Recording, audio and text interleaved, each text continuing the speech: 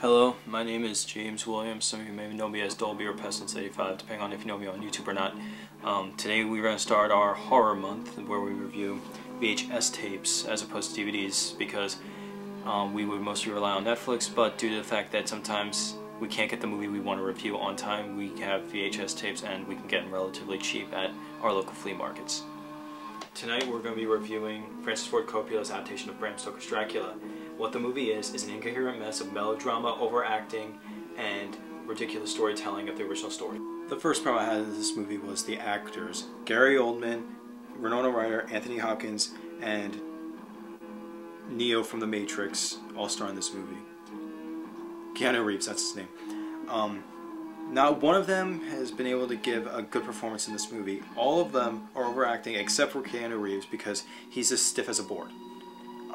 Anthony Hopkins gives probably the most over-the-top performance of Van Helsing this side of anything that Hammer Horror could have provided, but at least with Hammer Horror it was good because it's Peter Cushing, and he was a much better Van Helsing than anyone who's ever played that character. Winona Ryder as the love interest of the movie, which is a problem, I'll get into that later, is just a poor rendition of any movie's love interest. She just, I don't know, she just doesn't do her part well. I never liked her anyway, so that could be a taste thing right there. And Gary Oldman, oh boy. He probably is the worst Dracula I've ever seen, and I've seen Alucard, okay? There's two Draculas in this movie. The older Dracula and the younger Dracula. The older Dracula is trying to do an over-the-top performance of the Bela Lugosi Dracula, and Gary Oldman is trying to do an over-the-top performance of Christopher Lee's Dracula, and that just doesn't work.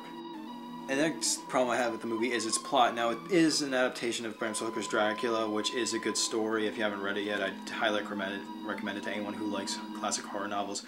But the problem is with this is that they changed it. They made Dracula more of a sympathetic character, whereas in the novel, he was a very vicious character.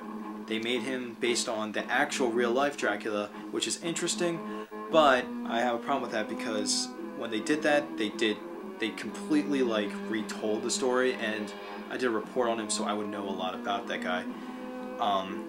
And they made him the tagline of the movie is "Love never dies." If you can see that, is that shot?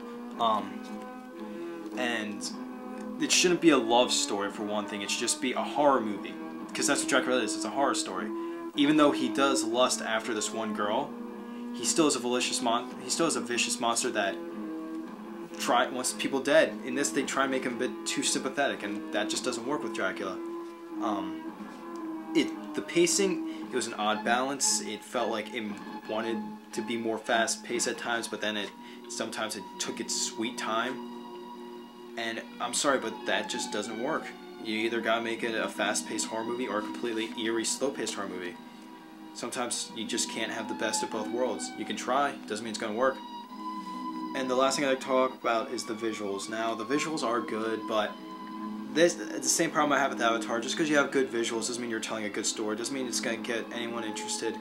But, you know, people nowadays are really just, as long as you can give them something good to look at, they won't care that they're getting a crap take on a classic story.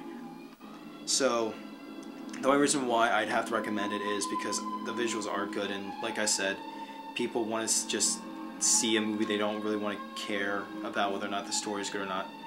But if I had to go by, if you're a legit horror fan and you want a good horror story to keep you interested and entertained and a good adaptation of Dracula, I don't recommend it. The total rating I'm going to give this is a 2 out of 5.